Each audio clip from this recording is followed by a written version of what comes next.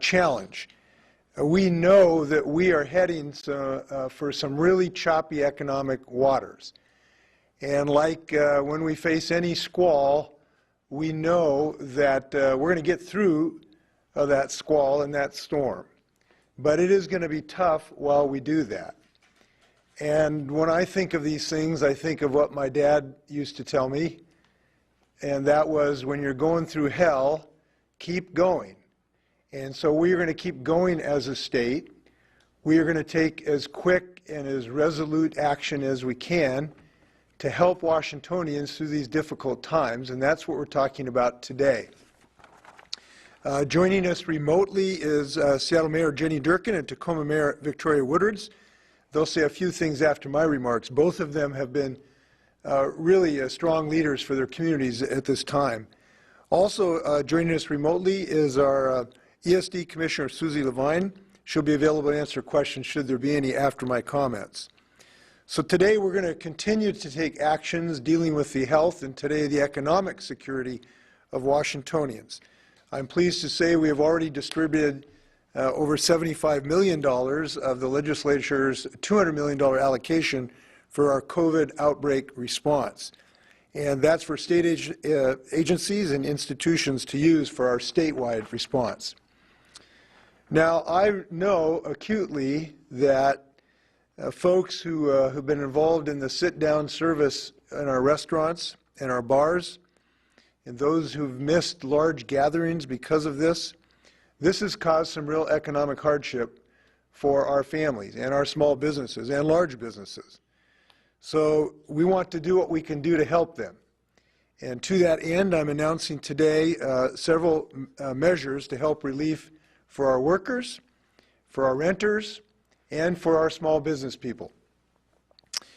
First, I'm announcing a statewide moratorium on evictions for failure to pay rent for residential tenants for the next 30 days. This is how this order will work. Residential landlords will be prohibited from serving a notice for default payment of rent. Residential landlords would be prohibited under this order from issuing a 20-day notice unless the landlord can show that action would be necessary for the health and safety of the tenant or other individuals. Residential landlords will be prohibited from initiating judicial action. I want to thank Attorney General Bob Ferguson and his team helping to craft this order. I appreciate their partnership. We've had some good news from the federal government today related to housing. The Federal Housing Finance Agency directed Fannie Mae and Freddie Mac to suspend foreclosures and evictions for at least 60 days due to the COVID-19 outbreak. We welcome that federal action. As you know, we're experiencing a rapidly growing number of workers who are off the job for lengths of time that exceed many workers' leave benefits. These are the same for workers who are not covered by our current social safety net. Therefore, I'm announcing additional help in regard to our unemployment benefits in the state of Washington. First, we are waiving the 1-week time period before you can get access to unemployment insurance. This will help money get into the unemployed Washingtonians' pocket as soon as possible when they urgently need it. Second, this order is retroactive to claims filed March 8th, the day of my first emergency rule, expanding unemployment insurance to more workers. I'm also continuing to work with the White House and our congressional delegation to establish disaster unemployment assistance. This would give us the authority to serve impacted Washingtonians who are not otherwise eligible through the unemployment insurance program. We sent a letter to the Trump administration today asking for the President to make a national disaster declaration. And the importance, for several reasons, but one of the foremost is that today Washingtonians who have not accumulated, I believe it's 680 hours, would not have access to unemployment insurance. If, in fact, this is accomplished and the President issues this declaration, we believe this will open unemployment insurance to people just like would have been for disasters and tornadoes and floods. If the President is unable to do that for some reason, then we are calling upon Congress in their next round to take that statutory action so people can get access to unemployment insurance. I think this is very important for families that are obviously going to be so stressed, but it's also important for the economy to make sure that money gets distributed so that those families can be good consumers and keep dollars flowing through our economy. That's helpful for everyone in addition to these hard-pressed families. So we're very hopeful that the administration will take this step and that Congress can be assisting in that regard. We're also doing more to help families. Under my direction, the Department of Social and Health Services will expand eligibility for the Family Emergency Assistance Program to include families without children. We think this can be very helpful to quite a number of families. I'm also calling on all public utilities to offer ratepayer assistance. I'm asking that public utilities waive late fees for customers who are out of work or offering customers payment plans and expanding bill assistance programs for customers who are economically impacted by this emergency. Many utilities have already taken this step. We appreciate their leadership. That includes Seattle City Light, Puget Sound Energy, Tacoma Public Utilities, and the Snohomish Public Utility District, who acted early to address the needs of their customers soon after the outbreak. And I just want to note that we see so many acts of civic responsibility and compassion that are going on like this that the utilities took it upon themselves to do. We're seeing this from big businesses, small businesses, medium businesses, social clubs, neighbors. I got to tell you, it's just heartening when I see people stepping up the plate like these utilities have done. I'm also suspending certain restrictions on the Utilities and Transportation Commission to enable them to use funds to provide economic aid to customers affected by COVID-19. This will provide the Utilities and Transportation Commission authority to expand the use of the energy bill assistance funds to customers who are out of work or working significantly reduced hours as a result of the pandemic. Now, we realize it's not just employees who are hard-pressed. Small businesses are as well. Earlier this week, the Federal Small Business Administration approved my request for a disaster declaration, and it is anticipated that all counties in Washington State will be eligible. Congress recently approved up to $7 billion in SBA disaster loans for businesses impacted by the COVID-19. $1 million of my strategic reserve funds will now be made available as small grants to small businesses across the state to help prevent closure due to COVID-19.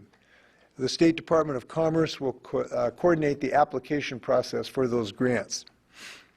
In coordination with my office and the state's emergency management team, I've asked the state cabinet agencies to support economic retention, resilience, and recovery efforts.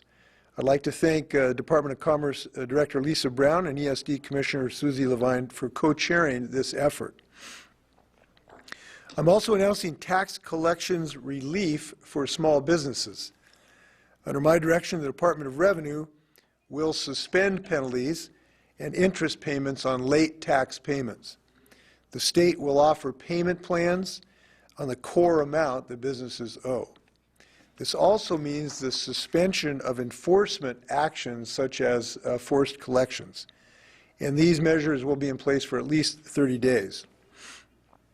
As you can see from these and other announcements, we recognize that we are in extraordinary times, and it is necessary to do what we can to help Washingtonians weather this storm. Before I take some questions, I'd like to issue a few urgent reminders to Washingtonians. First, I really hope people can avoid unnecessarily overstocking with supplies. We are experiencing a tremendous strain on our supply system in our groceries and other stores, and that makes it harder for at-risk individuals to feel safe and confident. The fact is our supply chain is very robust and healthy. That's one of the good things I can report to you. And when people see empty shelves, it's principally because of the rush buying and frankly the hoarding that's going on that really is not necessary. So it is my hope that people shop at a normal pace, and we will all get through this together. I hope people can think about that. Second, we know the stress and anxiety, particularly caused because by necessity we have to limit our social interactions. Our behavioral health community is ready to help. If you or your family member needs emotional or mental health support or treatment resources for substance abuse, please consider calling the Washington Recovery Helpline. They're at 1-866-789-1511. That's 1-866-789-1511. The last thing I want to say, and this will not be the last time I say it, but it is so important that we really, really stress the need to protect people over the age of 60 in our communities and in our families. We know that something like 70 to 90% of the fatalities that have been experienced have been in people of over the age of 60 and those with serious underlying health conditions. And we know that if we were going to think of all the things we could do as Washingtonians today, it would be to encourage our parents, our grandparents, our uncles, our aunts to shelter in place so that they can save themselves from this scourge. We know that can be extremely effective, and it is our main weapon against this crisis. And we all play a part in that as sons and daughters and nieces and nephews to encourage our elders who we respect. We want to keep them around for years to enjoy them, and we're going to hope that we can encourage them to be respectful of themselves. It's just not a time for people over the 60 to going out to socialize and expose themselves to unnecessary risks. I was kind of reminded of this a couple hours ago. I called my old basketball coach, Walt Milroy. He was my coach at Ingram High School. And he's 100 years of age, and he's great health, totally with it, as knowledgeable about what's going on in the world as he was when he was our coach.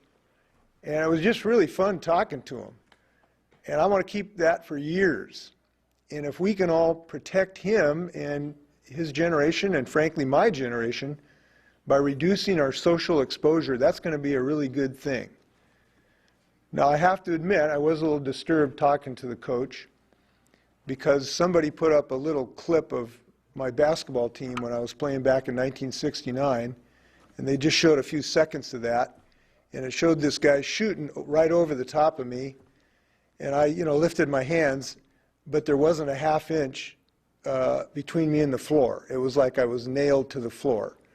And that was very disturbing to me because my recollection, I was a real leaper and blocking shots right and left. So that was a little disturbing. But we need to keep our old coaches going, and I hope people really double down on this effort.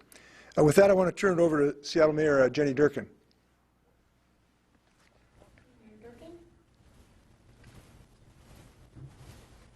Thank you, Governor. I just want everyone out there, your steady leadership of Governor Inslee has been so great through this. And for everybody in the other Washington and those across the nation that are wondering whether we can get through this, look at our state and our leaders, because whether it is our county executives in our 3 counties, Bruce Baumeier, Dow Constantine, Dave Summers, or all my fellow mayors, we are working together. And Governor, your leadership has been great.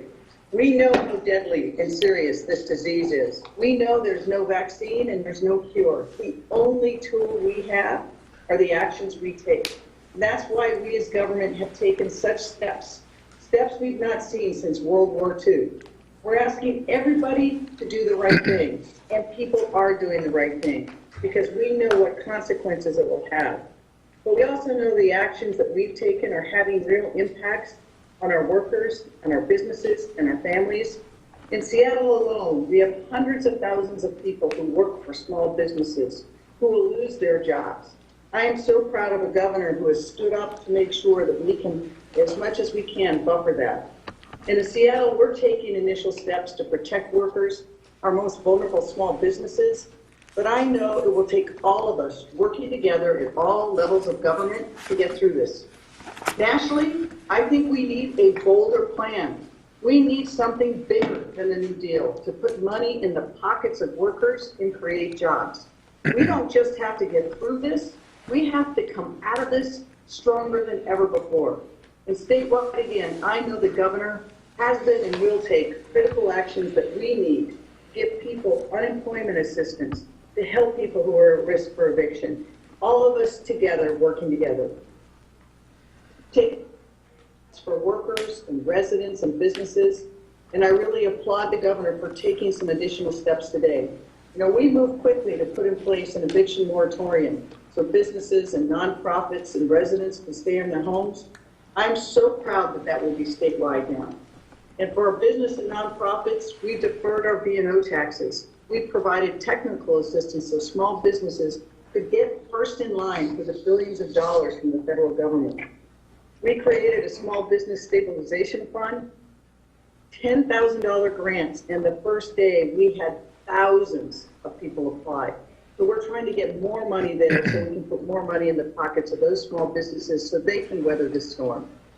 We're also investing in our arts, in an arts recovery package, because when we come out of this, we know we want our city and our region to be as vibrant as before. Even for the small things, like we're trying to create loading zones by our restaurants, so when people come to get takeout, they can get their meals quickly, and those restaurants can operate and employ people. The tax relief announced today will also be critical in waiving interest, fees, late payments, all those things that stacked up during the period of time when people are most uncertain. We know that we need this money to stay with small businesses and our workers, money in people's pockets. I want to commend the governor for reducing the waiting period for unemployment insurance and expanding cash assistance for low-income families. I know putting that to work immediately is going to make a huge difference, not just for Seattle, but for everybody across our state. I want to echo what the governor said. This is a hard time, and we're in the early days of what could be a marathon. We will see a lot of grief and a lot of hardship. But we will get through this. We will get through it if we pull together. And I have seen so many stories, 2.5 weeks that we've been in this in King County. And again, I just want to thank not just the local leaders, but our first line healthcare workers. I was able to go to Harborview and see the people who are caring for those that are sick. They're heroes. Our first responders of fire and police out there every day to try to get people to safer places. And those that are working with our most vulnerable communities, they know that together we can get through this. It won't be easy, it will be tough, and at times it'll look even tougher than other times. But together we can build the kind of resilience we need to get through it and come out stronger. So again, I want to just thank the governor and all my fellow leaders across the state for pulling together at this time. But we're reflecting the toughness and the resilience of those people who are already on the front lines. The people who've lost people, the healthcare workers who are taking care of them and risking their own health and safety, and our first responders. So my gratitude is to everybody else, and to know that through this time together we'll get through. With this, I want to turn it over to my great friend and colleague, Tacoma Mayor Victoria Wooders. Thank you, Mayor Durkin, and thank you for your leadership as well in all of this. I too want to take the time to thank the governor for his leadership in taking this very bold step to protect our most vulnerable residents. I'm so glad that as I called the governor, we talked about this, that he got to work on this quickly. And I know that other cities have taken on suspending evictions, but I'm glad that we're taking it statewide. Governor, the work that you're doing to make it easier on our local government so we can focus on other issues right here at home is so important to us. So I again just want to express my extreme gratitude to you for taking this bold step and taking care of our residents. For peace of mind will go a long way to assuring that our community can focus on caring for themselves and their families. The folks cannot worry about how they're going to pay their rent now that they're not working, their business is closed. If they can figure out that they know that they don't have, that their utilities are not going to get shut off, this is going to go a long way to providing peace of mind. And in times like this, people need peace of mind.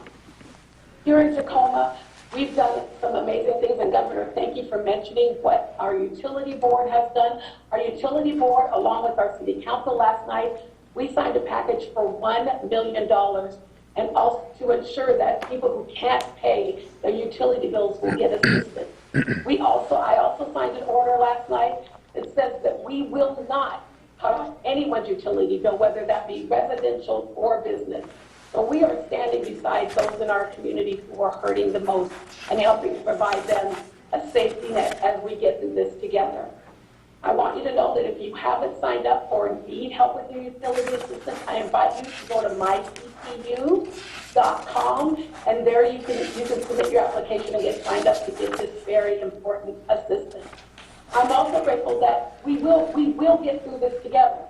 And we will get through this together because, as you all may just see in this press conference, we are working together, talking to each other every day, sharing our knowledge, sharing the things that we're doing so that we can better assist our neighbors. I'm in this with you, Tacoma's in this with you, this community is in this with you, and we're going to stay working together. I am going to though call on our federal partners. Thank you so much for having our public face take this step. But as we think about, as we work on alleviating people paying their rents and being evicted, we also have to give assurance to those who are paying mortgages. And so I'm glad that we've made some movement on our public bank to step up and do the same thing on behalf of our citizens. I look forward to continuing this work with you, working with Mayor Durkin, our federal partners, and other local mayors and other community members here in Tacoma. And we stand by you to continue to do this great work. We will get through it, and we'll get through it together. Thank you. Thank you for both your mayor's leadership. I believe we were going to stand for questions. Yes, questions. Rachel with the Associated Press. Yep. 1 second, sir. If you can bear with us, we're just queuing up Rachel of the Associated Press.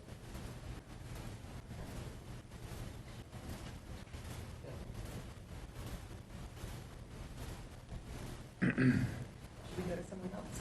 Nope. 10 seconds. We'll be right with you, Rachel, in a few seconds. I want to thank members of the media who are being very cooperative, helping us maintain social distancing in this. We care about them too, most of the time. Okay, Rachel, you should be unmuted. Can you hear me now? Yes, go ahead, Rachel. Perfect. This question is for Commissioner Levine. Wanted to see if you all have already seen a spike in the number of applications for unemployment benefits, and if so, can you give us just a bit of a snapshot of how those numbers have changed just in the past few days since so much has developed? So they'll go to Susie. Go ahead, Susie. You hear me? Go ahead, we hear you. Am I coming through? Yes, Susie, we hear you. Go ahead. Great. Susie Levine, the Commissioner for the Employment Security Department. Thank you so much for that question, Rachel. Last week, we will have the report out on the official numbers come tomorrow. And last week, we saw a spike of about 150% year over year. We will have the data for this week, next week officially, but yes, we have seen a substantial spike increase, even from that 150% for this week. We also are asking the federal government and the U.S. Department of Labor for the ability to report more frequently and more immediately on this. As you might imagine, we have had a flood of requests, those who are eligible and those who are ineligible. And so we appreciate people's patience as we work through this tsunami of demand for unemployment insurance at this time. One piece of data I can give you that is not a part of the federal government, but is information on a shared work program. This is the program that allows businesses to reduce the hours of their employees, but keep them working. And then those individuals can get partial wage replacement from unemployment insurance for those reduced hours. We have seen more than a 500% increase in applications from businesses for our shared work program, which we encourage businesses to use wherever possible. Does that answer your question, Rachel? Rachel, you're on mute. We'll come back to you if you, or no, go ahead, Rachel, if you want to say anything else. Okay, it sounds like that was answered. Oh, wait. Rachel, go ahead if you have something. Okay, Rachel, we'll come back at the end and see if you have another question. So we'll take another question. We're next going to go to Joe Sullivan with the Seattle Times. Yeah, hi, can you hear me? Yes, Joe, go ahead. Governor, I want to ask you about the closure of the U.S.-Canadian border to non-essential travel. Do you what kind of impact, and do you agree with the president's decision on that? Well, I haven't criticized it at the moment. It's a decision by the federal government, so I haven't really had time to focus on that issue. It will have some impact on us. My understanding is, and this, I've got to make sure this is correct, that we'll lose a ferry run to Victoria. These are hard national decisions. My understanding is both federal governments basically agreed to it. So what I'm telling you is I am not criticizing it at the moment. I do think it is helpful for all of us to not think of this as any one people or a nation's problem, and how we talk about it is appropriate. So I want to make clear this is not just a Canadian problem. It is not just an American problem. It is not just some Chinese problem. This is a problem for all humanity, and I will say that we should look for ways to approach it in those terms. Next, we're going to go to Keith. Governor, asked this yesterday. There are rumors abound that we're going to follow the lead of San Francisco Bay Area and do a shelter in place. What do you want to say regarding that, and how close are we to approaching that, and would the National Guard be used to enforce it? Well, listen, we could spend a lot of time trying to chase down rumors, and we got to focus on today's challenges today, and that's what we're doing to try to help the economic prospects of Washingtonians, and that's what we're focused on today. If we just spend our time trying to imagine scenarios, we're not going to be able to make progress, and I encourage people to try to focus on what we can do together today, and that's what we're doing. The COVID is expanding in our state. We're concerned about that, and we're making decisions as best we can on a daily basis. But today we're focused on helping people in their economic problems, and I'm glad that we can take some real steps in that regard. Well, Governor, Yeah. are we getting close to that call?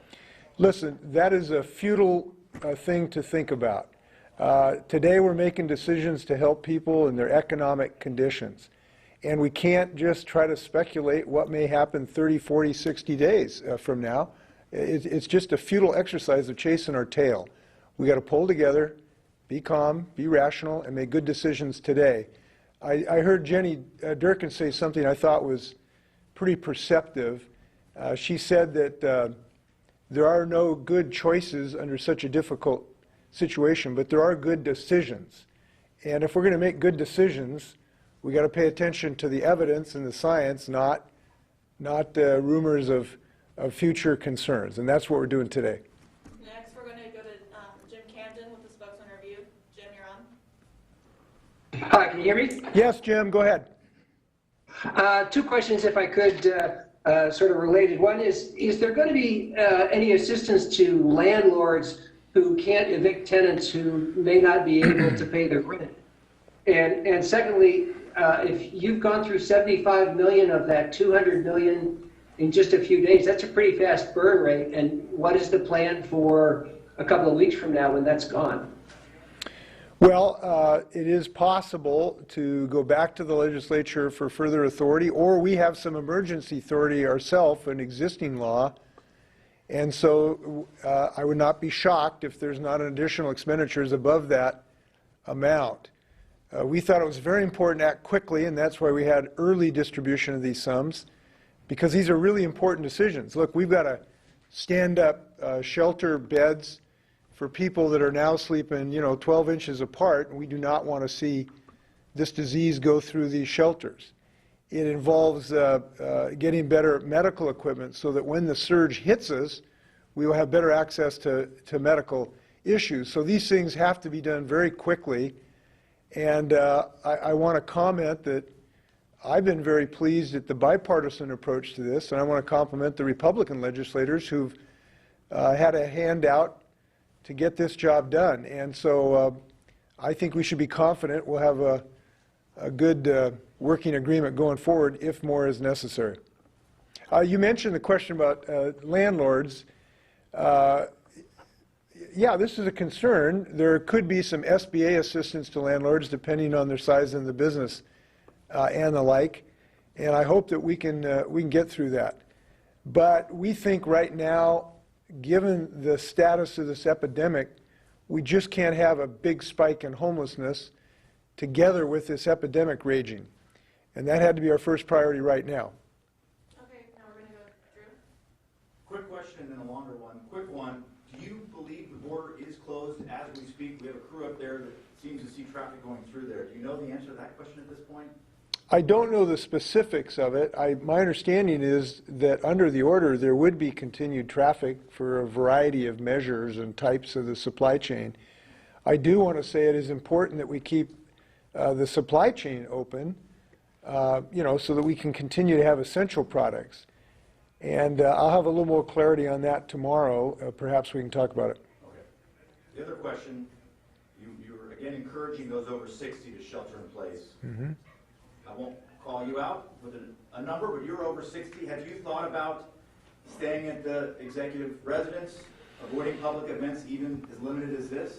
Yes, I am limiting my my exposure to public events as much as I can humanly possible do it. So we're doing a lot of our work from the governor's residence by phone. The vast majority of work I've done in the last 3 days has been by phone, and we're actually finding this has been very successful. So we're going to continue that. But there are a few things that necessitate me being in public, and this is one of them, because we want to keep transparency with the government so people know what's going on. It's a very important part of this issue.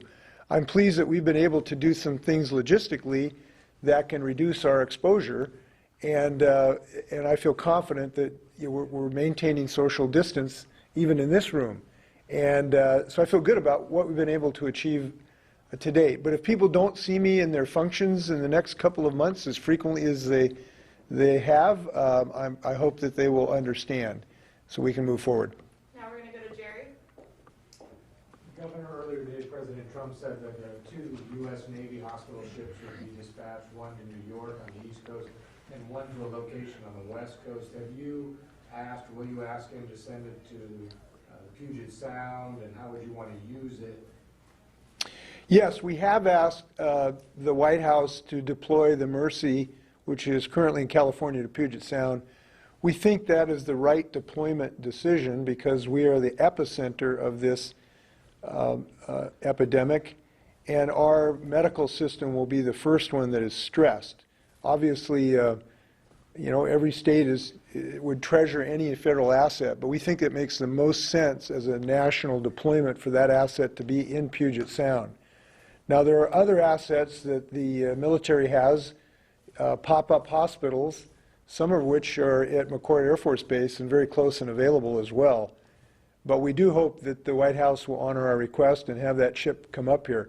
As to how we would use it, it would presumably be used to try to treat the more normal medical situations rather than the COVID itself, so that it can free up the other hospitals to do COVID, mostly COVID-related responses. So what we're trying to do is to build up the capacity of the system to free up some of the hospitals to do with the intensive COVID work.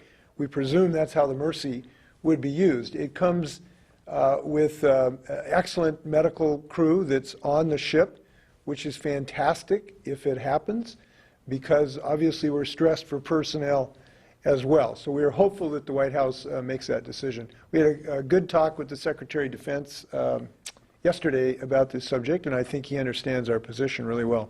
Do you have an idea of timing? It's more than just a few days to get the ship here. They have to get the personnel. Pardon? No, I don't have a time frame. I wish it, I think it's a 4 or 5 day steam maybe, but they have to get the personnel on the ship and get it up to steam, so to speak. So it's more than just a few days to actually get it into service. So now we're going to go to Simone with Q13. Hi, Governor. Can you hear me? Yes. I have 2 questions for you. One, it's so great, I'm sure, for all of the families in Washington struggling right now that need this type of government assistance, but it's very confusing with new measures being announced every single day. Is there a one-stop shop for Washington families to be able to go to know what they qualify for, as opposed to going to their city, to their state, to their federal government to try to gather everything? It could take so long. And then my second question is, do you have a message for the communities that are up there right on the border who typically cross the border for their daily needs?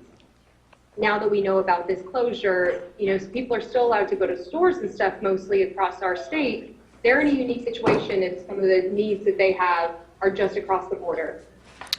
Well, what I would say is I think they're going to have inconvenience, and obviously we'd rather not have that inconvenience. And look, there are so many ways that we're not going to be living what you and I would consider normal lives for some period of time, and I think this is one of them. And the people who are close to the border, that is just one more thing that will be different in their lives. But I am most hopeful that we can reduce those and make sure we get groceries and pharmaceuticals to those folks. I'm confident that we will be able to do that. But it is just a reality that all of us are going to have changes in our individual lives. Certainly I have, and sort of cutting myself off of physical contact with my grandkids and my mother-in-law, and these are things we are going to experience. But I think we're resilient, and we'll find solutions to these things. And I was reminded sometimes it's worthwhile listening to seniors, and I listened to my old coach who's 100 years old. He says, I lived through the Great Depression, I lived through World War II, I lived through Korea and Vietnam. He says, I've seen a lot. And his perspective is he would rather not be sort of isolated, in his home right now, but he wants to keep living. And so he's going to do that because he kind of thinks we're going to get through this too. And it's heartening to hear people talking in those terms. Your question about centralized information, I will see if there's something we can do to centralize it, but we do have multiple jurisdictions, and we will do what we can to make it as accessible to people as possible. Susie, do you have any particular advice on that? I know that you have systems. Would you like to comment on that? We're going to see if we can dial up Susie Levine. Yeah, she's going to come up. Susie? I'm here. Thank you so much. Susie Levine from the Employment Security Department. And so on our website, esd.wa.gov, we are trying to help people navigate through the different benefits in our economic system that are valuable. However, one thing I will point to is that the governor's set up a centralized COVID-19 webpage that has a link out for economic recovery. And I would encourage folks to go to that URL, and the team, whether it is Tara or the rest of the team, can provide you with that link to the centralized Washington State COVID-19 page that then points out to health, economic, and other resources to try to provide that centralized hub that is a part of our overall emergency operations center. Great. Thank you. 2 more questions, I think. So we're going to go to Greg with the Washington Post. Greg? We're looking. No, I don't have a question at this time. Thank you. Thanks, Greg. Okay, so then we're going to go to Essex. The White House has proposed federal help, $1,000 check, over a 2-month period, other federal aid. My question is the federal aid enough, and will it come faster? So I haven't seen the specifics of the proposal, so I don't really know the economic ramifications of it. I would say a couple things. This is a moment to go big and go fast and to be bold.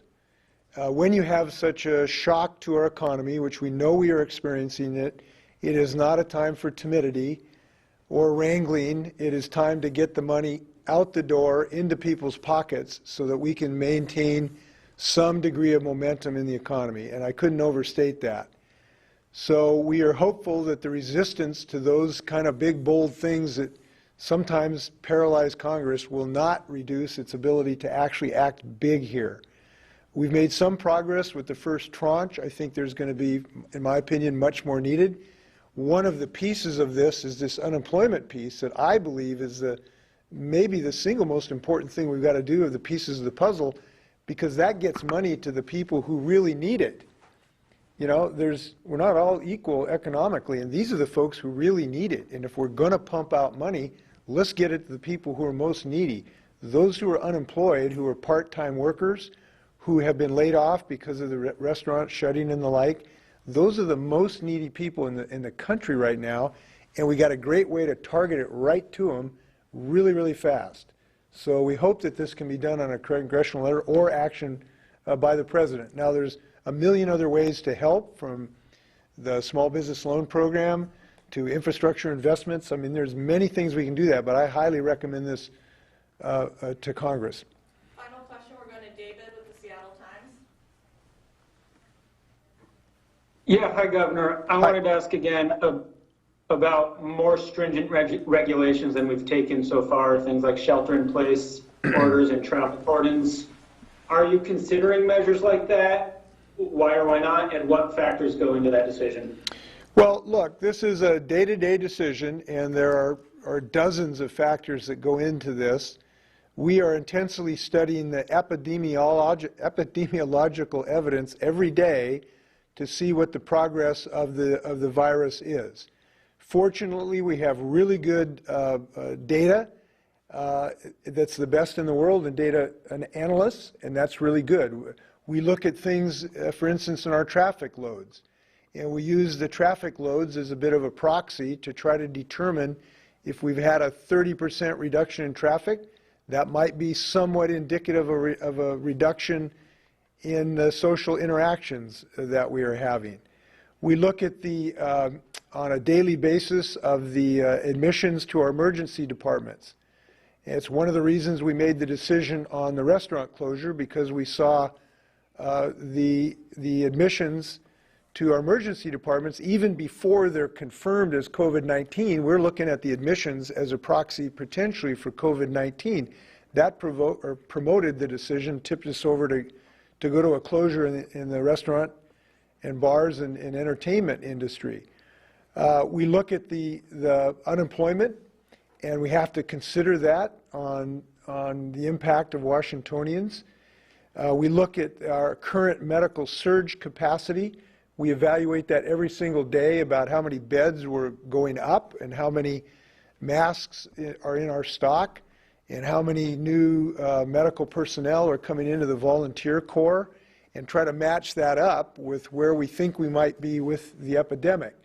So all of those things go into the decisions. We look at it every day, or even hourly sometimes, to make these tough decisions. So far, I want to say that I've been pleased that Washingtonians seem to be pulling together to recognize that because we're all in this together, we've had to take some really tough actions. And so far, that seems to be a wide recognition. Certainly, I've heard this kind of from both parties.